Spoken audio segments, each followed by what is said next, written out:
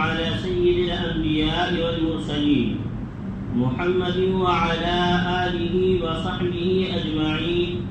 أما بعد، فقد قال الله تعالى في القرآن المجيد والفرقان الحميد: أعوذ بالله من الشيطان الرجيم، بسم الله الرحمن الرحيم.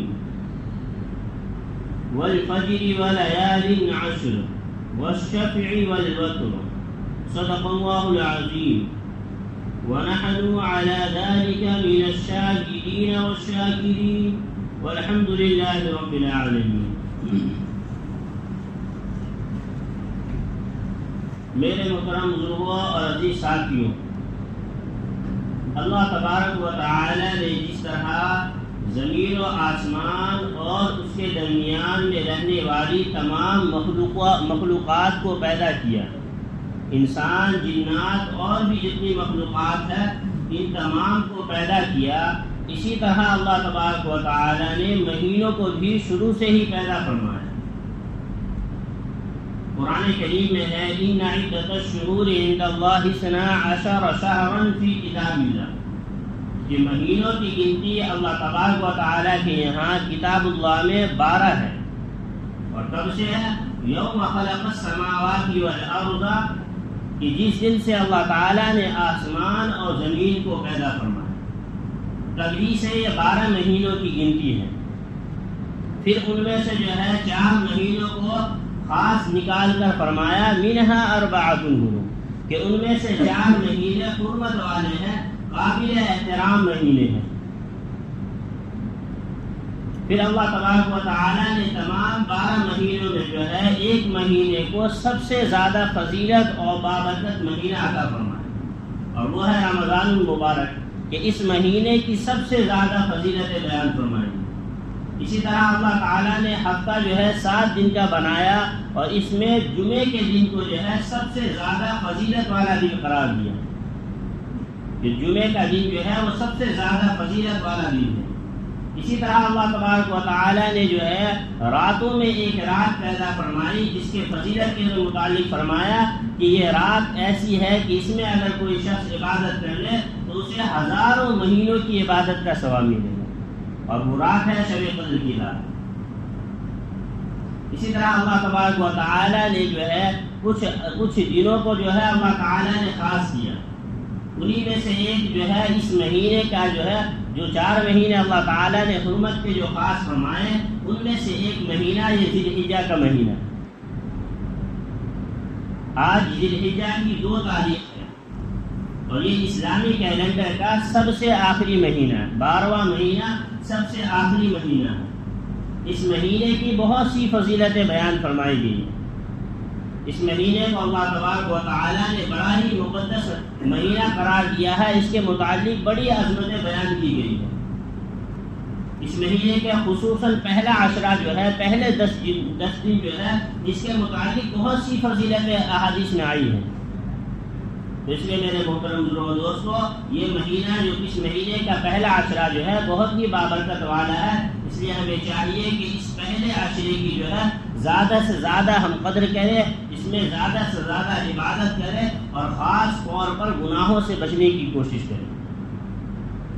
احادیث مبارکہ میں اس مہینے کی فضیلت بیان کرتے ہوئے ارشاد ہے، حضرت عبداللہ بن عباس رضی اللہ عنہ روایت کرتے ہیں کہ حضور پاک سرکار دو عالم صلی اللہ علیہ وسلم نے ارشاد فرمایا کہ کوئی عمل اللہ تعالیٰ کے یہاں اتنا پسندیدہ، اتنا محبوب نہیں ہے جتنا کہ اس پہلے عشرے کا عمل محبوب اور پسندیدہ ہے. پورے سال میں کوئی عمل اللہ تعالیٰ کے یہاں اتنا محبوب، اتنا پسندیدہ نہیں ہے جتنا کہ اس پہلے عشرے کا عمل محبوب اور پسندیدہ ہے. صحابہ کرام رضوان اللہ علیہم اجمعین نے عرض کیا: یا رسول اللہ صلی اللہ علیہ وسلم، کیا جہاد بھی اس سے افضل نہیں ہے؟ کیا جہاد بھی اس سے زیادہ فضیلت والا نہیں ہے؟ حالانکہ جہاد کا مرتبہ بہت ہی اعلیٰ ہے. آپ علیہ السلام نے فرمایا کہ ہاں، جہاد بھی اس مہینے میں عبادت کی ہوئی فضیلت اس مہینے کی عبادتوں سے زیادہ فضیلت والی نہیں ہے، مگر ہاں آگے فرمایا مگر ہاں وہ شخص جو اللہ تعالیٰ کی راہ میں اپنی جان اپنا مال لے کر اللہ کے راستے میں نکلا ہو، اللہ کے راستے میں جہاد کے لیے نکلے اور اپنا مال بھی خرچ کر دے، اپنا سارا سامان جو لے کے گھر سے لے کے گیا ہو سارا کا سارا خرچ کر دے، اپنی جان بھی قربان کر دے، اللہ کے راستے میں شہید ہو جائے، اس شخص کا یہ عمل اس مہینے میں عبادت کرنے والے کے عمل کے برابر ہوگا۔ اس لیے میرے محترم دوستو، اس مہینے کی جو ہے بہت فضیلتیں بیان ہوئی ہیں، خصوصاً پہلے عشرے کی۔ پہلے عشرے میں جو عبادت کرے اللہ تعالیٰ اس کو جہاد کے عمل کے برابر ثواب عطا فرمائے۔ تو اس لیے اس پہلے عشرے میں زیادہ سے زیادہ عبادت کرنے کی کوشش کرے۔ اس حدیث کے بیان کے اعتبار سے اگر کوئی شخص اس پہلے عشرے سے زیادہ اگر رمضان میں اگر کوئی شخص نمازوں کو پڑھنے والا ہے تو اس مہینے کے اس پہلے عشرے کے نمازوں سے زیادہ اس کی فضیلت نہیں ہوگی۔ اگر کوئی شخص اس پہلے عشرے کے علاوہ دنوں میں روزہ رکھتا ہے تو اس مہینے میں اگر کوئی شخص اس پہلے عشرے میں روزہ رکھے تو اس سے زیادہ فضیلت والا وہ روزہ نہیں ہوگا۔ اگر کوئی شخص اس پہلے عشرے میں زکوٰۃ، خیرات، صدقات دے، کوئی شخص نوافل کا اہتمام کرے، کوئی شخص جو ہے ذکر و اذکار کا اہتمام کرے، درود شریف پڑھے، تو اس عشرے کے علاوہ میں جو پڑھے گا وہ اتنا فضیلت والا نہیں ہوگا جتنا اس پہلے عشرے کی فضیلت والا ہوگا۔ نہیں کا عمل تو یہ اعمال جو ہیں بڑے فضیلت والے ہیں، اس کا اہتمام کرنے کی کوشش کریں کہ ہم زیادہ سے زیادہ زکوٰۃ و خیرات دیں، نمازوں کا اہتمام کریں، نمازوں کو باجماعت پڑھنے کی کوشش کریں۔ ظاہر سی بات ہے کہ جب اس مہینے میں جو ہے یہ تمام عمل اللہ تعالیٰ کے یہاں محبوب اور پسندیدہ ہے، تو جو شخص ان اعمال کو کرے گا وہ بھی اللہ تعالیٰ کے یہاں محبوب، اللہ تعالیٰ کا پیارا بندہ کہلائے۔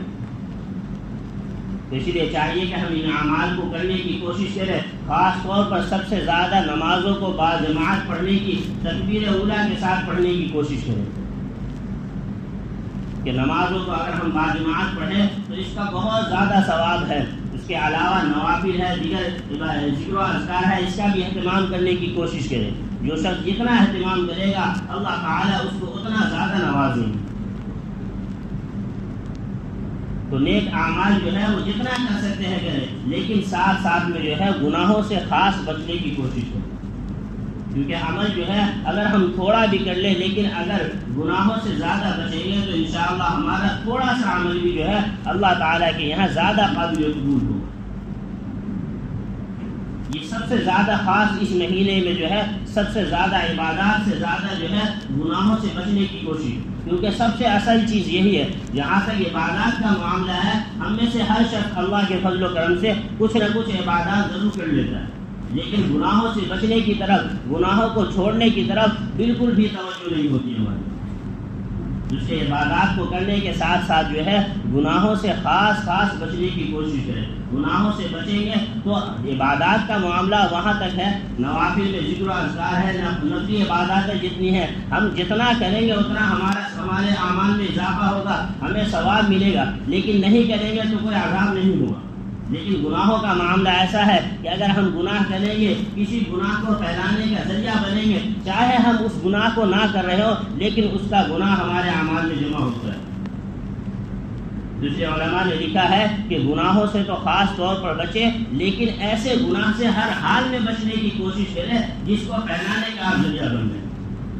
اس کی ایک مثال لے لیں آپ، آج سوشل میڈیا کا دور ہے، سبھی حضرات بہت سے لوگ ہیں ویڈیوز بناتے ہیں، اپلوڈ کرتے ہیں، واٹس ایپ پہ جو ہے اسٹیٹس لگاتے ہیں۔ اس میں بہت سے لوگ جو ہے گانا لگاتے ہیں، طرح طرح کی میوزک ہوتی ہے، کوئی اسٹیٹس دیکھتا ہے آپ کا کہتا ہے آہا بڑا مزیدار ویڈیو ہے، بڑے مزے کا سانگ لگا رکھا ہے، مجھے بھی سینڈ کر دو میں بھی لگا دوں گا۔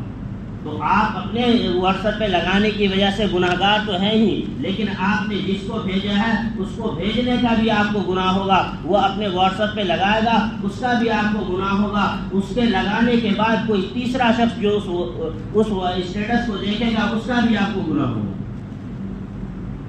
اس لیے گناہوں سے تو بچنے کی ضرورت ہے، لیکن ایسے گناہوں سے ہر حال میں بچنے کی کوشش کریں جو گناہ پھیلانے کا ذریعہ بنے۔ مثال کے طور پہ جیسے حضرت قابل کے بارے میں آتا ہے کہ سب سے پہلا قتل جو ہے اس نے کیا۔ حضرت آدم اسلام کے دو بیٹے تھے، قابل اور حابل۔ قابل نے حابل کا قتل کیا. حدیث میں آتا ہے کہ دنیا میں جہاں کہیں بھی قتل ہوگا ان سب کا گناہ اس کے خاتے میں ضرور جمع ہوتا ہے. اس لیے میرے بھائی عبادات کی تو کوشش کرتے رہے لیکن گناہوں سے بچنے کا اہتمام بہت زیادہ ضروری ہے. اس کی طرح ہم بالکل بھی آج ہم نے گناہ کو بالکل ہی ہلکا سمجھ لیا. ہمارے دل و دماغ میں ہمارے نزدیک گناہ بالکل ہلکی سی چیز ہے. دو بات نہیں کر لیا کریے اللہ تعالیٰ سے معافی مانگ لیں, توبہ کر لیں گے, گناہ معاف ہو جائے گا. اللہ معاف کرنے والا ہے, لیکن اللہ تعالیٰ نے یہ بھی فرمایا ہے کہ جو گناہ کرو گے اس کا عذاب بھی میں ضرور دوں گا. اللہ تعالیٰ نے جس طرح نیک لوگوں کے لیے جنت بنائی ہے اسی طرح گناہگاروں کے لیے, بدکاروں کے لیے, مجرموں کے لیے جہنم بھی بنائی ہے. اس لیے میرے محترم دوستو گناہوں سے بچنے کا خاص اہتمام کرے. خاص طور پر نوجوان جو ہے وہ گناہوں کی طرف زیادہ ملوث ہوتے ہیں, انہیں چاہیے کہ وہ گناہوں سے بچیں. کتابوں میں ایک واقعہ لکھا ہے کہ ایک بزرگ گزرے ہیں حضرت ابراہیم بن ادہم رحمۃ اللہ علیہ. بہت بڑے بزرگ گزرے, بہت بڑے بزرگ. اللہ تعالیٰ نے بہت ہی بڑا مقام و مرتبہ دیا, اللہ نے اپنی معرفت دی. ایک نوجوان شخص ان کے پاس آیا اور عرض کرنے لگا کہ میں جو ہے گناہوں میں ملوث رہتا ہوں, گناہوں کا مرتکب ہوں, میں طرح طرح کے گناہ کرتا ہوں, میں گناہ بھی کرتا ہوں اور مجھے یہ بھی ڈر رہتا ہے کہ اللہ تعالیٰ مجھے گناہوں کی سزا دیں گے, مجھے جو ہے میری پکڑ کریں گے. تو مجھے کوئی ایسا نسخہ بتائے کہ میں عذاب و سزا سے بھی بچ جاؤں اور گناہ بھی کرتا رہوں. کیا کہا؟ مجھے کوئی ایسا نسخہ بتائے, کوئی ایسا طریقہ بتائے کہ میں عذاب سے بھی بچ جاؤں اور گناہ بھی کرتا رہوں. اب اندازہ لگائے ہمارے آپ جیسا اگر کوئی شخص ہوتا تو اسی وقت میں اس کے 2-4 کان کے نیچے لگا ہی دیتا, پھر طرح طرح کی باتیں سناتا, اس کو ملامت کرتا. لیکن اللہ تبارک و تعالیٰ جو ہے اپنے خاص بندوں کو خاص معرفت عطا فرماتے ہیں. اللہ تعالیٰ جو ہے اپنے خاص بندوں کو بڑے دور کی سوچ سمجھ عطا فرماتے ہیں. حضرت ابراہیم بن ادہم رحمۃ اللہ علیہ نے بڑے ہی پیار, بڑے ہی ادب و احترام سے فرمایا کہ ہاں میں تجھے طریقہ بتاتا ہوں, میں بتاتا ہوں کہ کس طرح تو گناہ بھی کرتا رہے اور تجھے عذاب و سزا نہ ملے. وہ نوجوان بڑا ہی خوش ہو گیا, اچھلنے لگا کہ حضرت بتائیں کیا ایسا طریقہ ہے, کون سا طریقہ ہے کہ میں گناہ بھی کرتا رہوں اور میں گناہ بھی کرتا رہوں اور مجھے عذاب بھی نہ ہو, میری پکڑ بھی نہ ہو. حضرت ابراہیم بن ادہم رحمۃ اللہ علیہ فرمایا اچھا میں وہ تجویز میں طریقہ بتاتا ہوں. سب سے پہلا طریقہ یہ ہے کہ جب بھی گناہ کرنے کا خیال آئے یا جب بھی تم گناہ کی طرف جاؤ تو کسی ایسی جگہ چھپ کر گناہ کرنا جہاں اللہ تعالیٰ تمہیں دیکھ نہ پائے. کیا فرمایا؟ ایسی جگہ گناہ کرو اللہ تعالیٰ کی نظروں سے اوجھل ہو کر, اللہ تعالیٰ کی نظروں سے چھپ کر گناہ کرو. کوئی مسئلہ نہیں ہے, تم گناہ کر لو کو دیکھے گا نہیں تو پھر عذاب و سزا کا مسئلہ ہی نہیں. وہ نوجوان ذرا سوچنے لگا, تھوڑی دیر سوچنے کے بعد کہنے لگا حضرت یہ تو ممکن ہی نہیں. کیا کہا؟ حضرت یہ تو ممکن ہی نہیں, دنیا میں کوئی ایسی جگہ نہیں ہے جہاں اللہ تعالیٰ مجھے دیکھ نہ سکتا ہو. کسی کونے میں چھپ کر کروں, کسی زمین کے اندر دفن ہو کر میں کر لوں, کسی غفا میں, کسی گھر میں, جہاں بھی میں گناہ کروں اللہ تعالیٰ ہر حال میں مجھے دیکھنے والا ہے. یہ یقینی بات ہے. اللہ تعالیٰ نے زمین و آسمان کو پیدا فرمایا, اس کے ایک ایک ذرات کا باخبر رہنے والا ہے, اس کے ایک ایک ذرے کو جاننے والا ہے اللہ تعالیٰ. علماء نے لکھا ہے کتابوں میں کہ جس طرح اللہ تعالیٰ نے 7 آسمان بنائے اسی طرح 7 زمینیں بنائی ہیں. سب سے نچلے حصے کو تحت الثری کہا جاتا ہے. سب سے نچلے حصے کو تحت الثری کہا جاتا ہے. اگر تحت الثری کے نیچے کالی گفا کے اندر, کالی پہاڑی کے اندر کالی چونٹی جو چلتی ہے تو اس کے چلنے سے جو اس کے پاؤں کی آہٹ جو ہوتی ہے اللہ تبارک و تعالیٰ اس کو بھی جاننے والا, اس کو بھی دیکھنے والا ہے. تو ساری کائنات میں کوئی ایسی جگہ نہیں ہے کہ جہاں انسان گناہ کرے اور اللہ تعالیٰ اسے دیکھ نہ سکتا. تو وہ نوجوان کہنے لگا کہ حضرت یہ تو ممکن نہیں ہے. حضرت ابراہیم بن ادہم رحمۃ اللہ علیہ نے فرمایا اچھا میں ایک اور طریقہ بتا دوں. فرمایا کہ بتائیے. تو کہا کہ اچھا ایسا کر لو کہ اللہ تعالیٰ نے جو تمہیں رزق دیا ہے اس کو کھانا چھوڑ دو. ظاہر سی بات ہے جب اللہ تعالیٰ کا رزق نہیں کھاؤ گے تو کہہ دینا کہ بھائی نہ میں تمہارا رزق کھاتا تھا اور نہ ہی میں نے تمہاری باتیں مانی, میں نے اپنی مرضی کی زندگی گزاری ہے. وہ نوجوان کہنے لگا حضرت یہ تو ہو ہی نہیں سکتا. اگر میں کھانا نہیں کھاؤں گا, اگر میں بھوکا رہوں گا تو میں زندہ کیسے رہ پاؤں گا. تو کہا یہ بھی نہیں ہو سکتا. تو حضرت ابراہیم بن ادم رحمۃ اللہ علیہ فرمایا اچھا ایک اور طریقہ بتاتا ہوں. کیا کہا؟ اچھا ایک اور طریقہ بتاتا ہوں، یہ کر کے دیکھ لو. فرمایا کہ دیکھو بات ساری سی ہے کہ یہ زمین آسمان جو ہے اس کے درمیان کی جتنی چیزیں ہیں یہ اللہ تعالیٰ کی پیدا کی ہوئی ہے. اس زمین و آسمان کا اللہ ہی بادشاہ ہے، اللہ ہی حاکم ہے. تو ایسا کرو اس زمین و آسمان سے کہیں دور نکل کر گناہ کرو. ظاہر سی بات ہے یہ زمین آسمان اللہ نے پیدا کی ہے، اللہ ہی اس کا بادشاہ ہے، اللہ ہی اس کا حاکم ہے. اور بادشاہ کے ملک میں رہ کر اس کی نافرمانی کرنا، اس کی باتوں کو نہ ماننا یہ سخت گناہ کی بات ہے، یہ جرم ہے. تو یہ جرم نہ کرو، آپ اس زمین و آسمان سے کہیں دور نکل کر گناہ کرو، اللہ تم سے کچھ نہیں پوچھے. قرآن کریم میں بھی اللہ تعالیٰ نے فرمایا ہے کہ اگر تم زمین و آسمان کی قرب سے نکل سکتے ہو تو نکل کر دکھاؤ. تو وہ شخص کہنے لگا حضرت یہ تو ہو ہی نہیں سکتا کہ میں زمین و آسمان سے کہاں نکل کر جاؤں. تو کہا یہ بھی نہیں ممکن ہے. تو فرمایا اچھا ایک اور طریقہ بتاتا ہوں. پھر فرمایا کہ اچھا ایسا کر لو کہ جب قیامت ہے، جب تمہارا وقت آ جائے، جب موت کا وقت آنے لگے، جب اسرائیل علیہ السلام ملک الموت جو ہے تمہارے پاس تمہاری روح قبض کرنے کے لیے آنے لگے، تو اس وقت میں اس کو کہہ دینا ساری زندگی چاہے گناہ میں گزار لو. کیا کہا؟ چاہے ساری زندگی گناہ میں گزار لو، لیکن جب آخری وقت آئے، جب ملک الموت تمہارے پاس آئے تو اس وقت اس سے کہنا کہ بھائی ذرا ٹھہر جاؤ، 1 منٹ صبر کر لو، میں توبہ کر لیتا ہوں، پھر تم میری روح نکال لیں.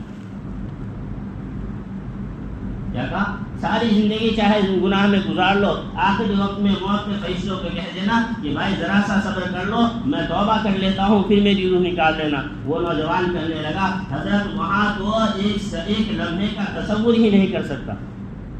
قرآن کریم میں بھی ہے اذا جاء اجلهم فلا يستأخرون ساعة ولا يستقدمون، کہ جب موت کا وقت آ جاتا ہے تو نہ ایک لمحہ پہلے آتی ہے نہ ایک لمحہ بعد میں آتی ہے.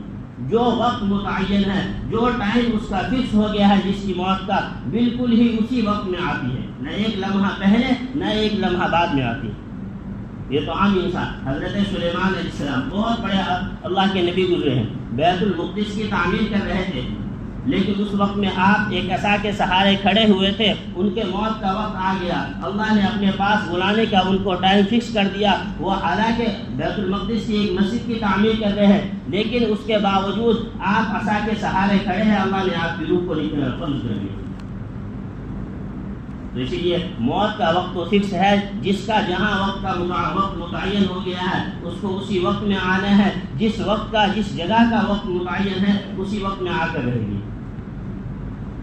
حضرت سلیمان علیہ السلام جو ہے یہ ایسے اللہ کے پیغمبر گزرے، اللہ تعالیٰ نے ان کو بہت سی چیزوں سے نوازا تھا. یہ ایسے نبی گزرے ہیں کہ اللہ تعالیٰ نے ان کو زمین پر بیٹھ کر، یہ زمین کے اوپر بیٹھ کر حکومت کرتے تھے. اللہ نے ہواؤں کو ان کے تابع کر رکھا تھا، جنات کو ان کے تابع کر رکھا تھا. یہ ایسے نبی گزرے ہیں، زمین پر بیٹھ کر حکومت کرتے، ہواؤں کو اپنی اطاعت میں لیتے تھے، جہاں کہتے تھے وہاں ہوا ان کے تخت کو اڑا کر لی جاتی. جنات ان کے قابو میں تھے، جو حکم جنات کو دیتے تمام کا تمام سر جھکا کر وہ حکم ماننے کو تیار تھا. کتابوں میں ایک واقعہ لکھا ہے کہ ایک مرتبہ ان کے دربار میں ایک شخص تھا، حضرت اسرائیل علیہ السلام ملک الموت جو ہے وہ ان کے پاس آیا کرتے تھے. حضرت سلیمان علیہ السلام کے پاس ملک الموت آیا کرتے تھے، ملاقات ہوتی رہتی تھی. ایک مرتبہ ملک الموت آئے اور ایک شخص کو گھورنے لگے. تھوڑی دیر گھورا، اس کے بعد چلے گئے. تو وہ شخص جو تھا وہ حضرت سلیمان علیہ السلام کے کچھ خاص لوگوں میں ہوگا. تو وہ حضرت سلیمان علیہ السلام کے پاس گیا اور کہنے لگا کہ ایک شخص سامنے کھڑا تھا، وہ مجھے گھور رہا ہے، مجھے جو ہے دل میں ڈر سا لگ رہا ہے، مجھے پریشانی سی ہو رہی ہے. آپ تو اللہ تعالیٰ نے آپ کے تابع جو ہے ہواؤں کو کر رکھا، آپ ایسا کریں کہ آپ جو ہے مجھے ایک تخت پر بیٹھا کر مجھے یہاں سے ہندوستان بھیج دیں.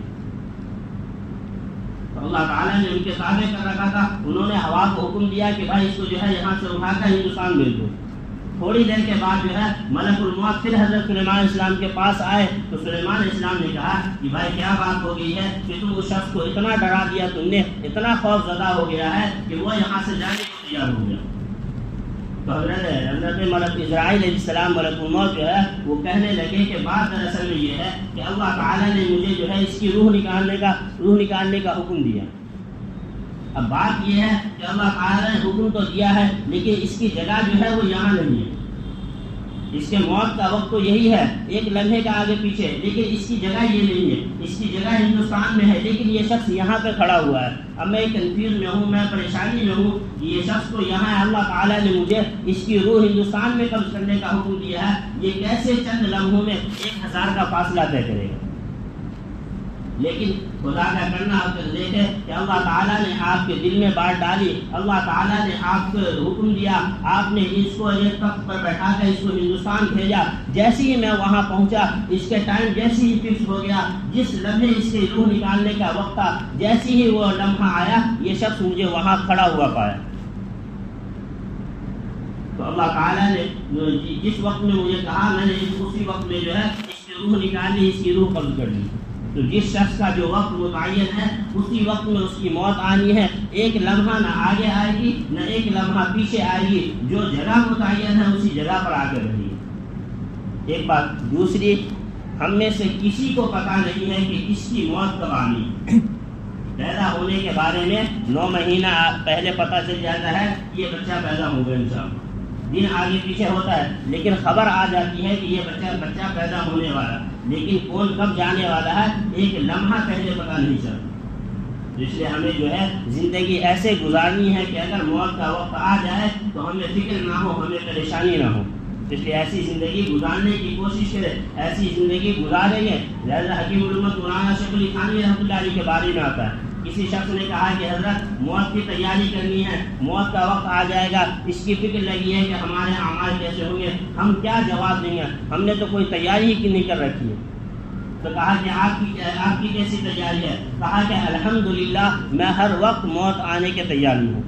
کہا کہ مجھے کوئی پریشانی نہیں ہے، جس وقت میں اللہ بلانے میں جانے کو تیار ہوں۔ ایسی زندگی انہوں نے گزاری ہے، اپنی زندگی کو بالکل اللہ کے تابع کر کے گزاری ہے کہ جس طرح اللہ تعالیٰ نے حکم دیا زندگی گزارنے کا، جس طرح اللہ تعالیٰ نے فرائض ان کے اوپر فرض کیے، احکام نازل کیے، بالکل ویسی زندگی گزاری ہے۔ کہا کہ مجھے کوئی ٹینشن نہیں ہے، کوئی فکر نہیں ہے، جس وقت اللہ کا بلاوا آ جائے میں جانے کے لیے تیار ہوں۔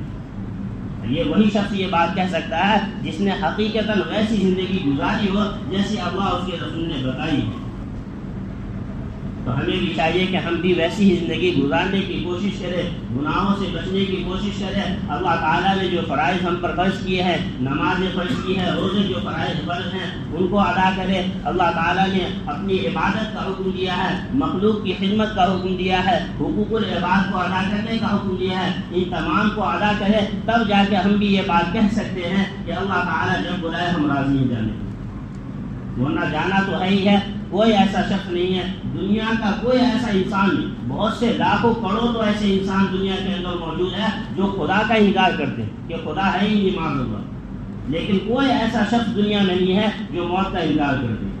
تو موت برحق ہے، آنی ہی ہے، ہر ایک کو آنی ہے، چاہے انکار کرے، اقرار کرے، چاہے مانے خدا کو نہ مانے، ہر ایک کو اللہ کے پاس پہنچنا ہے۔ عقلمند انسان وہی ہے جو جانے سے پہلے اپنی موت کی تیاری کرے۔ تو ہمیں بھی چاہیے کہ ہم موت کی تیاری کریں۔ اللہ تبارک و تعالیٰ نے بہت سے مہینے، اللہ تعالیٰ نے ایک سے ایک بڑھ کر دن عطا فرمائے ہیں، سال کا سال اللہ تعالیٰ کا دیا ہوا ہے، لیکن اللہ تعالیٰ نے کچھ دن خاص طور پر دیے ہیں۔ جیسے رمضان کا مہینہ ہے، شب قدر کی راتیں ہیں، اسی طرح یہ ذی الحجہ کا پہلا عشرہ ہے کہ اللہ تعالیٰ نے ہمیں یہ خاص موقع عنایت فرمایا ہے۔ یہ چند دن کے ہیں، اگر اس میں ہم نے عبادتیں خاص کر لی تو اللہ تعالیٰ کیا پتہ اس کے ذریعے ہی ہماری نجات فرما دے۔ حدیث میں آتا ہے، پہلے عشرے کے متعلق حدیث میں آتا ہے کہ اللہ تعالیٰ کو کوئی عمل اتنا محبوب نہیں ہے پورے سال میں جتنا کہ اس پہلے عشرے میں اگر کوئی شخص عبادت کرے تو اتنا محبوب ہو۔ اس لیے پہلے عشرے کے 2 دن تو ایک دن چلا ہی گیا، یہ دوسرا ہے، چند دن رہ گئے ہیں، زیادہ سے زیادہ عبادت کرنے کی کوشش کریں، نمازوں کا خاص اہتمام کریں۔ حدیث میں آتا ہے کہ عشرے کے متعلق حدیث میں ہے کہ اس کا ہر دن جو ہے 1 سال کے برابر ہے، کہ جو شخص اس کے ایک دن میں عبادت کرے گا اس کو 1 سال کا ثواب ملے گا، جو اس کی راتوں میں عبادت کرے اسے شب قدر میں عبادت کرنے کے برابر ثواب ملے گا۔ یہ چند دن ہے، یہ بہت ہی قیمتی دن ہے، بہت ہی قیمتی لمحات ہے، اس کی قدر کر لے، اس کی قدر کے ساتھ ساتھ جو ہے اس میں خاص عبادت کرنے کی کوشش کرے۔ دوسری چیز جو ہے اس مہینے میں 9 ذی الحجہ عرفات کا روزہ ہے، 9 ذی الحجہ عرفات کا روزہ ہے، اس روزے کے متعلق فرمایا، حدیث شریف میں آتا ہے کہ پیارے آقا صلی اللہ علیہ وسلم نے فرمایا جس نے 9 ذی الحجہ کا روزہ رکھا اللہ تعالیٰ اس کے 1 سال پہلے کے 1 سال بعد کے گناہوں کو معاف فرما دے۔ ایک دن کے روزے کی فضیلت ہے۔ 9 ذی الحجہ کا جو شخص روزہ رکھ لے اس کے 1 سال گزشتہ اور 1 سال آنے والے گناہوں کو معاف فرما دیں گے۔ لیکن یہ بھی یاد رکھے کہ گناہوں کو معاف کرنے کا جو اللہ کے نبی نے حکم دیا ہے یہ صغیرہ گناہوں کے بارے میں، کبیرہ گناہ بغیر توبہ کے بالکل بھی معاف نہیں ہوتے۔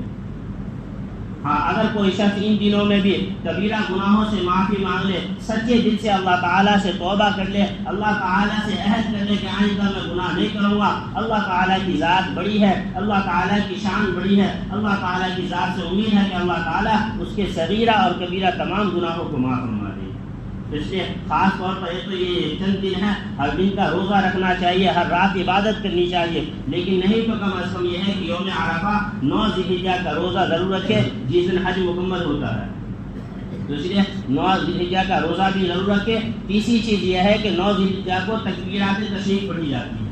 9 ذی الحجہ کی فجر کی نماز سے لے کر 13 ذی الحجہ کے عصر تک تکبیرات تشریق پڑھی جاتی ہے۔ اللہ اکبر لا الہ الا اللہ واللہ اکبر اللہ اکبر وللہ الحمد۔ تو اس کو پڑھنے کا اہتمام کریں۔ ہر فرض نماز کے بعد یہ تکبیر پڑھنی ہے۔ 9 ذی الحجہ کی فجر کی نماز سے لے کر 13 ذی الحجہ کے عصر کی نماز تک یہ تکبیر پڑھی جانی ہے۔ ہر شخص یہ تکبیر پڑھے۔ ایک بات دوسرا اس میں ایک مسئلہ یہ بھی یاد رکھیں، بعض مرتبہ یہ صرف جو ہے فرض نماز کے بعد پڑھنی ہے۔ فرض نماز کا سلام پھیرتے ہی فوراً یہ تکبیر پڑھی جاتی ہے، ہر شخص کو پڑھنی ہے۔ دوسرا مسئلہ یہ ہے کہ بعض مرتبہ یہ ضروری نہیں ہے کہ امام پڑھے تو ہی ہم پڑھیں۔ بعض مرتبہ انسان ہے بھول جاتے ہیں، ذہن سے نکل جاتا ہے۔ ہر شخص کی ذمہ داری ہے کہ سلام پھیرے۔ اگر امام بھول جائے تو مقتدیوں پر ضروری ہے کہ وہ تکبیرات تشریق کو جو ہے بلند آواز سے پڑھے۔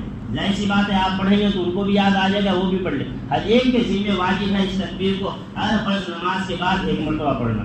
چوتھی چیز کہ یہ تکبیر جو ہے ہر ایک کے اوپر ہے، چاہے وہ جماعت سے نماز پڑھنے والا ہو یا چاہے تنہا نماز پڑھنے والا، ہر ایک کے اوپر فرض نماز کے بعد تکبیرات تشریق پڑھنا واجب ہے 1 مرتبہ۔ تو اس لیے ہر شخص پڑھنے کی کوشش کرے۔ چوتھی چیز یہ ہے کہ قربانی کا مہینہ چل رہا ہے، اللہ تعالیٰ نے آپ کو اگر مال و دولت دی ہے، آپ کو استطاعت دی ہے، حیثیت دی ہے، تو قربانی ہر حال میں ضرور کرے۔ حدیث شریف میں جو شخص نہ قربانی کرے اس کے خلاف وعید آئی ہے۔ حدیث شریف میں آیا من کان لہ ساعۃ ولم یضحی فلا یقربن مصلانا، کہ جو شخص صاحب حیثیت ہو، جس کو اللہ تعالیٰ نے مال و دولت دی ہو، جو اتنی حیثیت رکھتا ہو کہ قربانی کرے، اور وہ شخص قربانی نہ کرے تو اللہ کے نبی نے فرمایا وہ ہماری عیدگاہ کے قریب بھی نہ ہے۔ اتنے سخت الفاظ میں آپ نے فرمایا۔ تو اگر اللہ تعالیٰ نے آپ کو مال و دولت دی ہے تو کوشش کرے قربانی کرنے کی، اور قربانی میں اس بات کا بھی خیال رکھے کہ قربانی کا جانور جو ہے صحت مند لائے، عیبوں سے جو ہے وہ پاک جانور ہونا چاہیے۔ چند عیب گنا دیتے ہیں اور بہت سے عیب ہیں، لیکن موٹے موٹے جو ہے 2-4 عیب ہیں جو اس میں نہیں ہونے چاہیے۔ مثال کے طور پر آپ ایسا جانور نہ لائیں جس کے سینگ ٹوٹے ہوئے ہوں یا سینگ ٹوٹا ہوا ہو اور اس کا اثر جو ہے دماغ تک پہنچ جائے، تو ایسے جانور کی قربانی بالکل بھی درست نہیں ہے۔ اسی طرح ایسا جانور نہ ہو جس کا کان زیادہ کٹا ہوا ہو یا پورا کٹا ہو، تھوڑا سا 19 میں سو چل سکتا ہے قربانی، لیکن جس جانور کے زیادہ کان کٹے ہوئے ہو یا پورا کٹا ہوا ہو ایسے جانور کی قربانی بھی درست نہیں ہے۔ اسی طرح ایسا جانور جس کا دم کٹا ہوا ہو ویسے جانور کی قربانی بھی درست نہیں ہے۔ اسی طرح کوئی جانور بالکل ہکلا ہے جو اپنے سے بالکل بھی چارہ جو ہے چبا کر کھا نہیں سکتا، ایسے جانور کو بھی نہ لے۔ ایسے جانور کی قربانی میں بھی شک و شبہ بتایا گیا۔ بعض نے کہا ہو جائے، لیکن اکثریت یہی کہتے ہیں کہ قربانی نہیں ہوگی۔ ایک آخری مسئلہ یاد رکھے کہ اگر آپ نے مثال کے طور پر کوئی جانور قربانی کے لیے خریدا، آخری مسئلہ ذہن سے اچھے سے سمجھنے کی کوشش ہے کہ اگر آپ نے کوئی جانور قربانی کے لیے خریدا، خریدنے کے بعد آپ کا ارادہ یہ ہوا کہ اس جانور کو نہ کر کے دوسرا جانور ہم قربانی کرنا چاہتے، مثال کے طور پر آپ نے ایک بکرا خریدا، خریدنے کے بعد آپ کو وہ اچھا لگا یا بچوں کو اچھا لگا، بعض مرتبہ بچے کہتے ہیں یہ بہت اچھا بکرا ہے، اس کو نہیں کر کے دوسرا لیا ہے، اللہ نے آپ کو دیا آپ دوسرا لا سکتے ہیں۔ تو مسئلہ کیا ہے وہ سمجھنے کی کوشش ہے۔ آپ نے پہلا جانور قربانی کی نیت سے خریدا ہے، تو دوسرا جانور اگر آپ لائے تو دوسرا جانور اسی قیمت پر ہونا چاہیے جتنی قیمت پر آپ نے پہلا جانور خریدا۔ اگر دوسرا جانور اتنی قیمت کا نہیں ہے، مثال کے طور پر آپ نے 15,000 کا بکرا خریدا پہلا، دوسرا جانور آپ لائے وہ 12,000 کا ہے، تو بیچ میں 3000 کا جو فیصلہ ہے اس کی قیمت آپ کو صدقہ کرنا ضروری ہے. اگر آپ صدقہ نہ کریں تو دوسرا جانور کی قربانی درست نہیں ہوگی. جتنے کا پہلا ہے دوسرا جانور بھی اتنی ہی قیمت کا ہونا چاہیے. نہیں ہے تو آپ جتنے کا بھی لائے اس کے بیچ میں جو فاصلہ ہے اس پیسے کو جو ہے آپ کو صدقہ کرنا ضروری ہے. اتنا صدقہ کر دیں انشاءاللہ. اس کے بعد دوسرا جانور بھی آپ قربانی کرنا چاہیں قربانی درست ہو جائے گی. کوشش کریں اللہ تعالیٰ سے مانگنے کی اللہ تعالیٰ ہم سب کو جو ہے یہ قربانی کی توفیق نصیب فرمائے. اللہ تعالیٰ کے عمل کی توفیق.